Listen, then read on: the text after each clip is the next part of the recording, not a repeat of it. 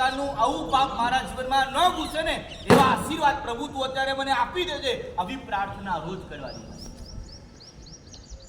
અહીંયા આવવાની પાછળની અંદરમાં ક્યાં તો કોઈ ગુરુકીની અંદરમાં સંડોવા લાવીશું, કદાચ કોઈક નાની મોટી કદાચ ચોરીની અંદરમાં કદાચ સંડોવાઈ ગયા છું. આની પાછળ પણ છે ને કોઈક એવો સારો સંગ ન મળ્યો હોય અને કદાચ અંદરથી તૂટ્યા હોઈએ જેના કારણે કદાચ આવો દંડ ભોગવવા માટે આવી જવાનું થયું. પણ જેની પાછળ આપણે દોડીએ છીએ અને કદાચ ખોટા કામ પણ કરી દીધા હોય રૂપિયાની પાછળ. સાચું બોલજો ભાઈ.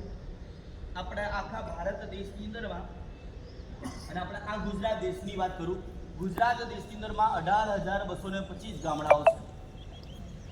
આ 18,225 ગામડાઓની અંદરમાં સિંગલ ગામ એવું મને બતાવો કે જે માણસ આખી જિંદગીમાં જેટલા પૈસા કમાયો હોય અને મર્યા પાછળ બીજા જન્મમાં લઈ ગયો હોય એવો સિંગલ એક દાખલો મને આપો.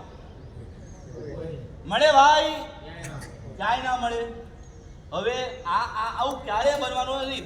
આ અમારા બધા ભાઈઓ છે ને, આ બધાને તમે પૂછશો ને, તમે જેટલી પણ સંપત્તિ કમાવો છો, આ બધી જ સંપત્તિ કમાયા પછી હંમેશા છે ને મોટે ભાગે આ બધા છે ને દાનવીરો છે અમારા, અને આમ કરીને રૂપિયા વાપરે છે.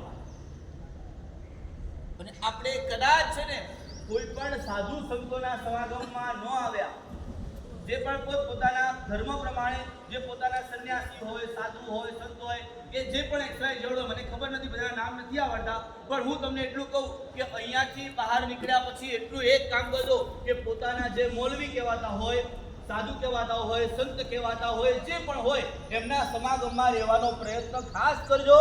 અને અત્યારે અહીંયા રહ્યા એક જ કામ, ક્યાંક રૂપિયામાં આપણે ફસાયેલા હતા અને એ રૂપિયાની ફસામણના કારણે અહીંયા આવ્યા. હવે જિંદગીમાં એટલું અંદર